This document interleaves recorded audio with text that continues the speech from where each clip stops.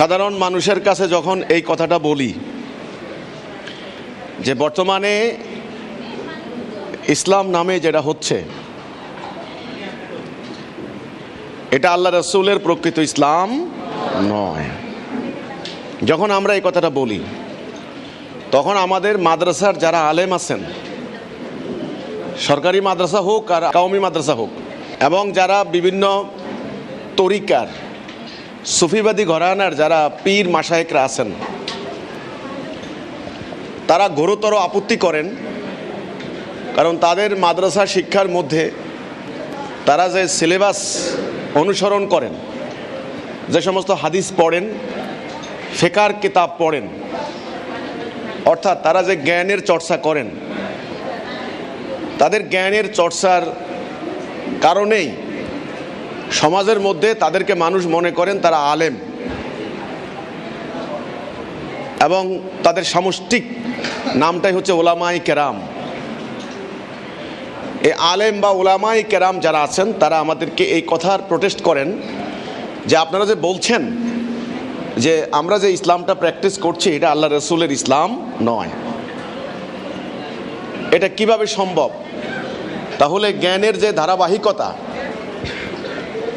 ইলমের যে ধারাবাহিকতা, এই যে আপনারা জানেন না ইলমুল ফিকহ বলে না, ইলমুল কোরআন, ইলমুল হাদিস, এই ইলম জ্ঞান মাদ্রাসা মক্তব বিভিন্ন জায়গায় যে সমস্ত ইলম চর্চা হচ্ছে, ইলম চর্চা হচ্ছে, ইলমের ধারাবাহিকতায় আমরা ধারাবাহিকভাবে সেগুলি লাভ করেছি। তাহলে আমাদের এটা কি করে ইসলাম না? আমাদের এটা লাভ করার পিছনে একটা ধারাবাহিকতা আছে। কি করে ইসলাম না আপনারা সেটা বলতে পারেন? তারা কঠোর প্রতিবাদ করেন, আমাদেরকে নাস্তিক আখ্যা দেন, ইসলাম বিরোধী আখ্যা দেন, সমাজের মানুষের মধ্যে আমাদের ব্যাপারে একটা নেগেটিভ ধারণার তারা প্রচার করেন। এই প্রসঙ্গে আমি এটার উত্তর দিচ্ছি। তারা বলেন বা বলতে চাচ্ছেন ইসলামের আদর্শ মোতাবেক বা দর্শন মোতাবেক জ্ঞানের যে সোর্স সেটা হচ্ছেন রাসূলুল্লাহ, মানে কোরআন। এই কোরআন হচ্ছে জ্ঞানের ভিত্তি, সোর্স, উৎস। আল্লাহর কথা হচ্ছে কোরআন। কথা পরিষ্কার হলো কি না? তাহলে কোরআন হচ্ছে জ্ঞানের উৎস, সোর্স। কোরআনকে যিনি আল্লাহর কাছ থেকে নিয়ে এসেছেন তিনি হচ্ছেন রাসূলুল্লাহ, রাসূল সাল্লাল্লাহু আলাইহি সাল্লাম। তাহলে রাসূলের যুগ, এটা হলো সোর্স, উৎস। রাসূল যতদিন ছিলেন তখন কোরআন ভিত্তিক ইলমের চর্চা হয়েছে, ইলমের চর্চা হয়েছে। প্রত্যেকটা সাহাবী এক একজন আলেম ছিলেন, এনারাই বলেন এক একজন ফকির মতোই ছিলেন প্রত্যেকজন সাহাবী। তাহলে রাসূল যতদিন ছিলেন তখন কোরআন ভিত্তিক ইলমের চর্চা হয়েছে। রাসূল চলে গেলেন, তারপরে ইলম কাদের কাছে এসেছে? সাহাবীগণ। সাহাবীরা যখন চলে গেলেন তখন তাবেঈন, অনুসরণকারী, ইত্তেবা থেকে তাবেঈনরা যখন চলে গেলেন তখন তাবেঈন, তাদেরকে যারা অনুসরণ করেছেন, তাবেঈনরা যখন চলে গেলেন তখন এর এই যুগ, এটার নাম হচ্ছে আইম্মাদের যুগ। আইম্মা মানে ইমামগণের যুগ। এই যুগে হাজার হাজার ইমামের জন্ম হয়েছে। আইম্মাদের পরের যুগকে ওনারা বলছেন সলফে সালেহিন, সালেহ বিশ্বস্ত লোক। সলফে সালেহিনদের যুগ যখন শেষ হয়ে গেল তখন হচ্ছে মুস্তাহিদিন, যারা ইস্তেহাদ করেছেন, ইস্তেহাদের যুগ। মুস্তাহিদিনদের যুগ যখন চলে গেল তখন এই বর্তমানে আমাদের যুগ, এই যুগটাকে নাম দেওয়া হয়েছে মুকাল্লিদ। এই যে আমরা শুধু অন্ধ অনুসরণ করব, বাস। আমাদের এই সাহাবীরা যা করে গেছেন তাবেঈনরা সেটা অনুসরণ করেছেন। তাবেঈনরা এই যুগে ধরেন হাদিস, এখান থেকে হাদিস সংকলন শুরু হয়ে গেছে। হাদিস বর্ণনা সাহাবীরা করেছেন আর এনারা সংকলন শুরু করেছেন। তাবেঈনদের যুগ থেকে চললো, আইম্মাদের যুগে আইসা ফেকার সৃষ্টি হলো। ফেকার বিস্তারিত ব্যাখ্যা বিবরণী সেখানে সলফে সালেহিনদের সময় হলো। তারপরে বিভিন্ন মাসলা মাসাইল সন্নিবেশন করে ওনারা মুস্তাহিদিনরা কিতাব রচনা করে দিয়ে গেলেন।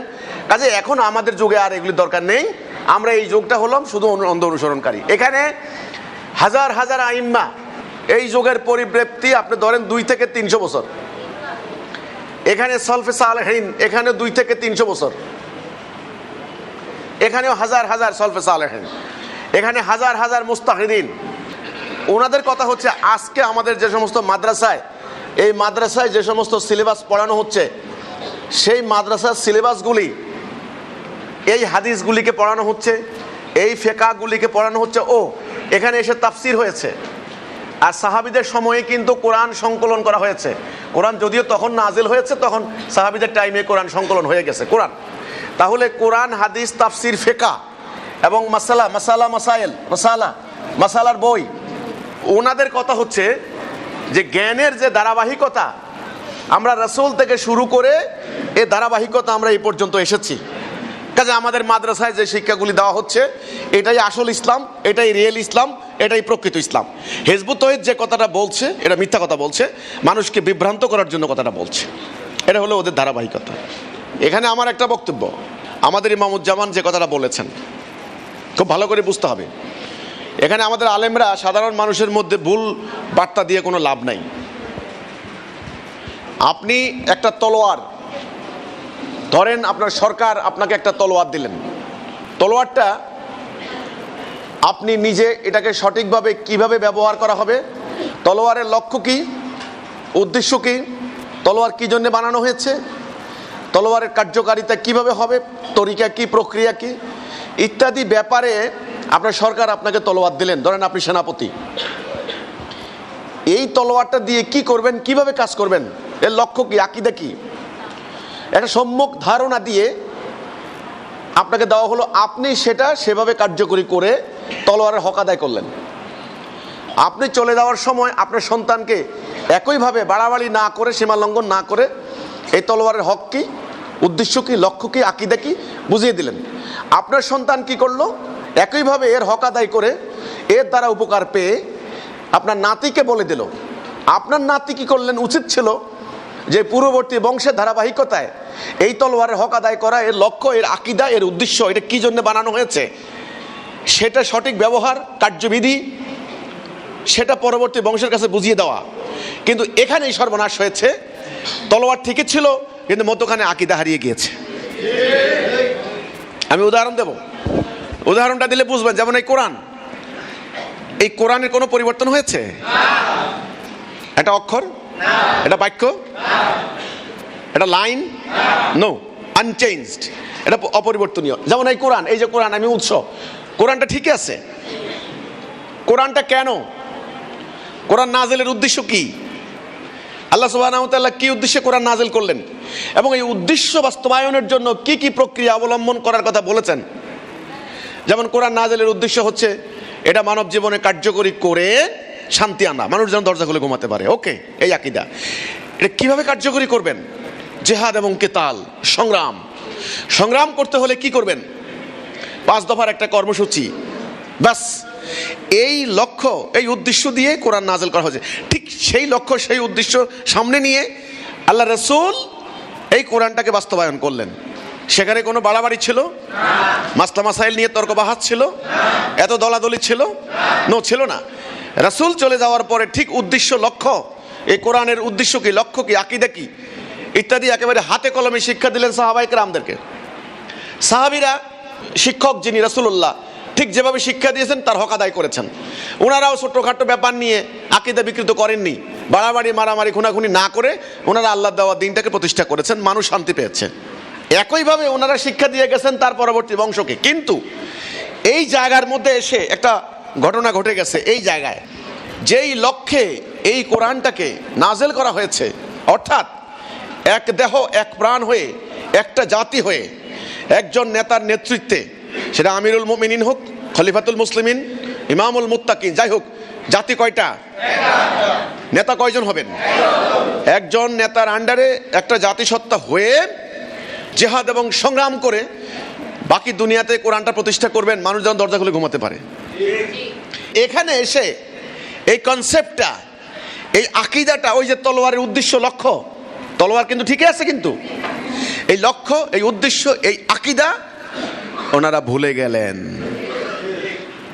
এই ঘটনাটা ঘটতে কিন্তু 100 বছর চলে গেছে, এই পর্যন্ত আসছেন রাসূল, সাহাবিন, তাবিন, তাবে তাবিন, এখান পর্যন্ত মোটামুটি 100 বছর গেছে। কিন্তু এই প্রাথমিক 100 বছর ধরেন এই পর্যন্ত, তখন কিন্তু জাতির মধ্যে জাতির লক্ষ্য ছিল একটা, কিন্তু সেটা কি?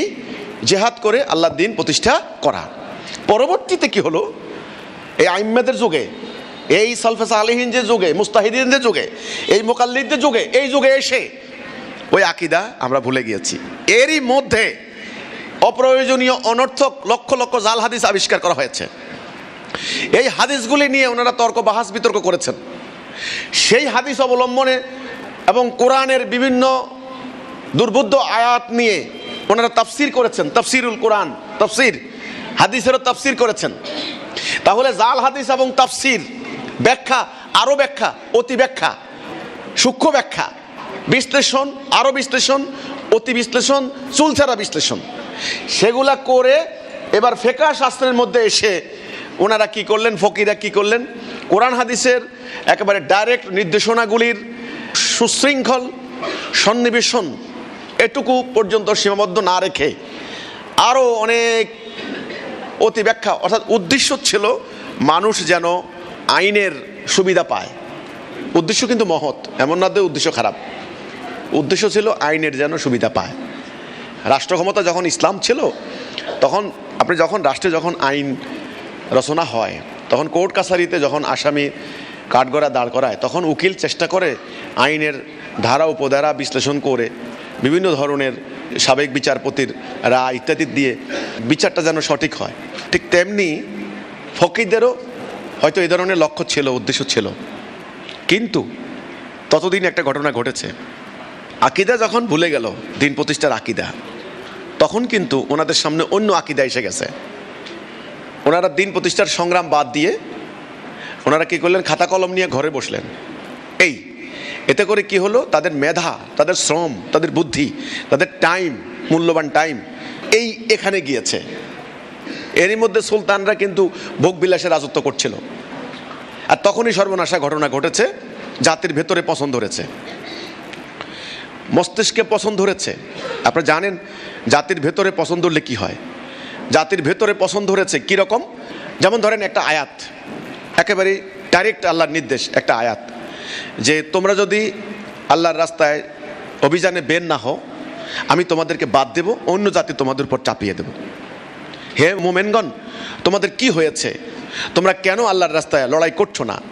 যেখানে নির্যাতিত নিপীড়িত নারী পুরুষ আল্লাহর নিকট ফরিয়াদ করছে যে হে আল্লাহ, তোমার পক্ষ থেকে সাহায্যকারী পাঠাও। এখানে শব্দটা হচ্ছে কেতাল, যুদ্ধ করা। তাহলে আল্লাহ তাআলার ডাইরেক্ট নির্দেশ যে তোমরা আল্লাহর রাস্তায় সংগ্রাম করে দিন প্রতিষ্ঠা করো, মানুষের মানবাধিকার প্রতিষ্ঠা করো। ডাইরেক্ট, এখানে কোনো ব্যাখ্যা নাই, কোনো তফসির নাই, কোনো হাদিসের প্রয়োজন নাই, কিচ্ছু নাই। এবং এই আয়াতের সমর্থনে রাসূলুল্লাহর পুরো জীবন রয়েছে, কোনো ব্যাখ্যা দরকার হয় না। আপনি বলতে পারেন সুন্নতে একেবারে ডাইরেক্ট রাসূলুল্লাহ সুন্নাহ, আল্লাহর আদেশ একেবারে ফরজ, ফরজে আইন। এই ডাইরেক্ট নির্দেশনাগুলি বাদ দিয়ে আপনারা এবার বাইর করলেন কি? আত্মার বিরুদ্ধে জেহাদ, বড় জেহাদ।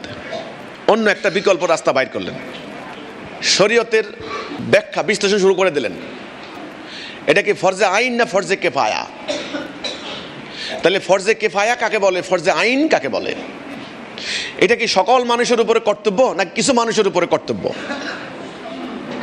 আপনারা বাইর করলেন কি কেতাল করা, যুদ্ধ করা, সংগ্রাম করা, আল্লাহর দ্বীন প্রতিষ্ঠা করা এটা সকলের উপর কর্তব্য নয়। কারণ কোরআনে আল্লাহ বলছেন সবাই মিলে একসঙ্গে অভিযানে বের হওয়া যুক্তিসঙ্গত নয়। তোমাদের কিছু লোক থাকো, তোমরা এলেম শিক্ষা দাও। এই জন্য আমরা এলেম শিক্ষার জন্য ঘরে আসিলাম, আর অন্যান্যরা যুদ্ধ করবে, এটা আমাদের দায়িত্ব নয়। আচ্ছা, ভালো কথা, আপনারা এলেম শিক্ষার জন্য ঘরে ছিলেন, যুদ্ধ যান নাই। কিন্তু যিনি খেলাফতের দায়িত্ব পালন করবেন, খলিফাতুল মুসলিমিন, আমিরুল মুমিনিন, ওনার উপর তো কমান্ড ছিল। আল্লাহ কোরআনে বললেন আতিউল্লাহ আতিউর রাসূল আউলিল আমরি মিনকুম। এই আল্লাহর হুকুম রাসূল বাস্তবায়ন করবেন। রাসূল নাই, রাসূলের অবর্তমানে বাস্তবায়ন করবেন উলিল আমর। এই উলিল আমর কে? অথরিটি, কর্তৃপক্ষ। সেটা কে? রাষ্ট্রের অথরিটি, খেলাফতের অথরিটি, কর্তৃপক্ষ। তাহলে অলিল আমরের উপরে নির্দেশ, আদেশ, আল্লাহর আদেশ বাস্তবায়ন করা। সেই অলিল আমর যখন হাজার হাজার প্রাসাদ নির্মাণ করে যখন হেরেমে ভোগ বিলাসে মত্ত রইলেন, তখন আলেমরা আপনারা কি করলেন? আপনারা মাদ্রাসা বসিয়েছেন, মাদ্রাসা বসিয়ে ওই খলিফার প্রদত্ত অর্থ বা সুলতানের টাকা দিয়ে আপনারা অধ্যক্ষ হয়েছেন। অধ্যক্ষ হয়ে বড় বড় মোটা মোটা বই কেতাব রচনা করেছেন। সেখানে তাদের ওই মানে সুলতানাতের সাপোর্ট দেওয়ার জন্য আপনারা খুতবা রচনা করলেন, আল সুলতানু জিল্লুল্লাহ। সুলতান হচ্ছে আসমানের নিচে আল্লাহর ছায়া। আজ পর্যন্ত খুতবার বইতে এটা পড়েন আলেমরা। তাহলে এই সালতানাতকে সাপোর্ট দেওয়া হচ্ছে। আজকের গণতন্ত্রের নামে, সমাজতন্ত্রের নামে যেই সমস্ত রাষ্ট্র ব্যবস্থাগুলি আছে, সেই সমস্ত প্রধানমন্ত্রী, প্রেসিডেন্টকে সাপোর্ট দিচ্ছে এই এক ধরনের আলেম, একই কায়দায়। তাদের টাকা খেয়ে আপনারা কিতাব রচনা করলেন, হাজার হাজার জাল হাদিস আবিষ্কার করলেন তাদের অনুকূলে, তাদের সালতানাতের অনুকূলে, তাদের অনুকূলে খুতবা রচনা করলেন আল সুলতানু জিল্লুল্লাহ। এই ঘটনাগুলি এখানে হয়েছে। দুর্ভাগ্যজনক, আমাদের উলামায়ে কেরাম আমাকে গালাগালি করবেন না, এই ঘটনাগুলি সাহাবীদের সময় হয় নাই, রাসূলের সময় হয় নাই, ইম্পসিবল। সাহাবীরা ওনাদের লক্ষ্য উদ্দেশ্য সম্পর্কে একদম পরিষ্কার ছিলেন। এই টাইমে এগুলি হয়েছে, এই আইম্মা সালফে সালেহিন মুস্তাহিদিন এদের টাইমে এগুলি হয়েছে। এদের রচিত কিতাবগুলি, এদের রচিত ফিকহের বইগুলি, এদের জাল হাদিসের সংকলনগুলি আজকে আপনাদের মাদ্রাসা সিলেবাসে পড়ানো হচ্ছে। কাজে আপনারা যে বলছেন যে আজকে যে মাদ্রাসাগুলিতে আমরা মুকাল্লিদ, আমরা মুস্তাহিদিনদের অনুসরণ করব, ইস্তেহাদ করার ক্ষমতা আমাদের নাই। ইস্তেহাদ ওনারা করে গিয়েছেন, সালফে সালেহিনরা, আইম্মারা, তারা কিতাব রচনা করে, তারা ফিকহের শাস্ত্র, তারা ইমাম আবু হানিফা, ইমাম মুসলিম, ইমাম তিরমিজি বা ইমাম আরও ইমাম আছে অনেক, ইমাম ইউসুফ, ইমাম মোহাম্মদ, এরকম হাজার হাজার, আমি তো অল্প কয়েকজনের নাম। এরপর আপনার শিয়া বেল্টে যান, ওদেরও ইমাম আছে, ওদেরও হাজার হাজার ইমাম আছে, কিন্তু ওদেরও কিতাব আছে হাজার হাজার। তা আমার কথা হচ্ছে, আপনারা যে বললেন যে জ্ঞানের ধারাবাহিকতা, হ্যাঁ, জ্ঞানের ধারাবাহিকতায় রাসূল আকরাম সাল্লাল্লাহু আলাইহি সাল্লাম যেই কোরআন দিয়ে গেলেন এবং কোরআনের যেই উদ্দেশ্য, আকীদা, লক্ষ্য, গোল, সেই উদ্দেশ্য অর্জনের প্রক্রিয়া, তরিকা, এই দুটো জিনিস আপনারা হারিয়েছেন। কথা পরিষ্কার? হ্যাঁ, কোরআনের তাফসীর করেছেন, আমি কিন্তু অবিশ্বাস করছি না, এই তাফসীর করা নিয়েও কিন্তু আপত্তি আছে। তাফসীর করতে গিয়ে আপনারা অনর্থক, অপ্রয়োজনীয়, দুর্বোধ্য আয়াতগুলি নিয়ে অতি ব্যাখ্যা, বিস্তারিত ব্যাখ্যা করেছেন, একটা শব্দ নিয়ে 20 পৃষ্ঠা পর্যন্ত লিখেছেন, এটা কোনো প্রয়োজন নেই, সেগুলি করেছেন, সেগুলি নিয়ে জাতি বিভক্ত হয়েছে। আপনারা যে বলেন যে জ্ঞানের ধারাবাহিকতায় আমরা এই পর্যন্ত পেয়েছি, রাসূল আকরাম সাল্লাল্লাহু আলাইহি সাল্লাম ইসলামের জ্ঞানের যে উৎস, এলেমের যে উৎস কোরআন, আপনারা কিন্তু কোরআন নাজেলের উদ্দেশ্য কি, আমি আবার বলছি, আকীদা কি, কি পারপাসে কোরআন নাজিল করা হয়েছে, অর্থাৎ মানব জীবনে এটাকে প্রতিষ্ঠা করা উদ্দেশ্য, এবং এই উদ্দেশ্য অর্জনের তরিকা কি, প্রক্রিয়া কি, জিহাদ এবং কিতাল, এই দুটা জিনিস আপনারা হারিয়েছেন। এই ধারাবাহিকতায় এই দুটা জিনিস নাই। এটা প্রথম 100 বছর পর্যন্ত ঠিক ছিল। যে কোনো জিনিসের উদ্দেশ্য না থাকলে এর কোনো মূল্য নাই। জিনিসটা ঠিকই আছে, উদ্দেশ্য হারিয়েছে। যদি উদ্দেশ্য না হারায়, রাসূলুল্লাহর ওই হাদিসটা আপনারাই বলেন, খায়রুল কুরনি সুম্মাল্লাযিনা ইয়ালুনাকুম সুম্মাল্লাযিনা ইয়ালুনাকুম, আপনারাই বলেন তিনটে শব্দ, খায়রুল কুরনি, আমার যুগ সেরা যুগ, রাসূল বলেছেন। সুম্মাল্লাযিনা ইয়ালুনাকুম, তারপরে সুম্মাল্লাযিনা ইয়ালুনাকুম, তারপরে, এরপরে আর তুমিও নাই আমিও নাই, রাসূল বলেছেন, আমার কথা না। আরেকটা হাদিস আছে, রাসূল বললেন প্রথমে নবুয়ত, এই যে রাসূলুল্লাহর যুগ, তারপরে বললেন নবুয়তের আদলে খেলাফত, তারপরে বলছেন মুলুকিয়াত, রাজতন্ত্র, তাই হয়েছে না? উমাইয়া রাজতন্ত্র, আব্বাসীয় রাজতন্ত্র, তারপরে কি তুর্কি রাজতন্ত্র, ফাতিমীয় রাজতন্ত্র, এর কিন্তু রাসূল বলেছেন তারপরে কি মুলুকিয়াত, এরপরে কি জাবারিয়াত, এখন চলছে জুলুমতন্ত্র, গণতন্ত্রের নামে জুলুমতন্ত্র, মাইট ইজ রাইট, এটা হাদিস, রাসূলুল্লাহ হাদিস। তাহলে এই হাদিসগুলি আপনি অস্বীকার করেন। আমরা ইতিহাসটাকে তুলে ধরেছি, কাজেই আমাদের সম্মানিত আলেমদের প্রতি আমার কথা, আপনারা যে এলমের ধারাবাহিকতায় আপনারা বলছেন যে আমরা রাসূল থেকে সে এলেম হাসিল করেছি, দুঃখজনক সত্য কথা হচ্ছে আপনারা ইসলামের যে ইসলামী দর্শনের এলমের যে উৎস, ইলমের যে উৎস, গোড়া, সোর্স, যেমন কোরআন, এই কোরআনের উদ্দেশ্য কি সেটা আপনারা হারিয়েছেন, এর আকীদা কি আপনারা হারিয়েছেন, এবং উদ্দেশ্য অর্জনের প্রক্রিয়া, তরিকা কি সেটাও আপনারা হারিয়েছেন। ফলে এর অর্থহীন হয়ে যাচ্ছে। যেমন এই জিনিসটার উদ্দেশ্য কি সেটা যদি আমার জানা না থাকে, এর কোনো মূল্য নাই। এই ঘড়ির উদ্দেশ্য কি? সময় দেওয়া। ঘড়ি আপনার কাছে আছে, লাভ নাই, যদি আপনি নাই জানেন কোনো লাভ নেই। ঠিক তেমনি কোরআন আছে, কোরআন কিন্তু অক্ষর কেউ পাল্টাতে পারে নাই, বাট এখন এই জাতি এই কোরআনের মধ্যে নাই, আছে নাকি? এই কোরআনের মধ্যে নাই। এই জাতির কাছে এখন এই নলেজ নাই, এই জ্ঞান নাই। এই জাতি মনে করছে 1 হরফ 10 নাকি ইচ্ছা মতো মুখস্থ করছে, একেবারে খুব তলোয়ারের ধারের মতো, একদম ঝকঝকে তকতকে, একেবারে পরিষ্কার, একেবারে আলেফ লাম একদম মুখস্থ, একদম কারেক্ট, একেবারে উচ্চারণ তত্ত্ব মাখরাজ, তারপরে হলো ব্যাখ্যা তফসির সবই করছে, কিন্তু জাতীয় রাষ্ট্রীয় জীবনে কোরআনের আইন চলে না।